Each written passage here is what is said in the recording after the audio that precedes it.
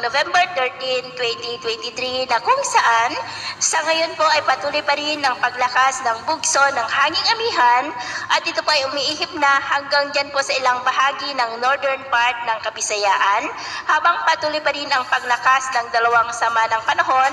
dyan po sa labas ng ating area of responsibility na posibleng maging isang bagyo ang dalawang ito bago weekend at tatawagin po yan sa local name na Bagyong Kabayan kung nandito na sa loob ng ating PAR na nananatili pa rin po na banta dito sa malaking bahagi ng ating bansa kaya patuloy po natin nababantayan ang development po nito. At sa lagay ng ating panahon, ngayong hapon po ay maulap pa rin ang kalangitan na may mga punong pag-ulan sa ilang bahagi ng Cagayan, Apayao, La Union, Benguet, Isabela, ilang bahagi po ng Central Luzon, Southern Luzon, Panay Island, Negros, ilang bahagi po ng Cebu, Bohol, Leyte,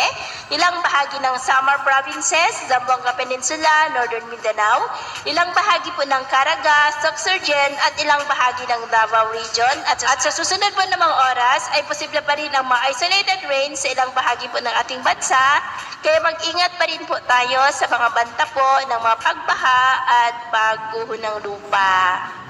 At sa atin naman pang mga baybayin, dahil po sa malakas na bugso ng amihan, ay iwasan na po muna natin ang papalaot sa mga baybayin po ng Batanes, Babuyan Islands, Cagayan, Ilocos Norte, Isabela na ang mga alon po ay posibleng aabot hanggang po sa 2.4 to 4 meters height. Iwasan po muna natin ang papalaot, lalo na po dyan sa mga may kulay pula para po mas makaiwas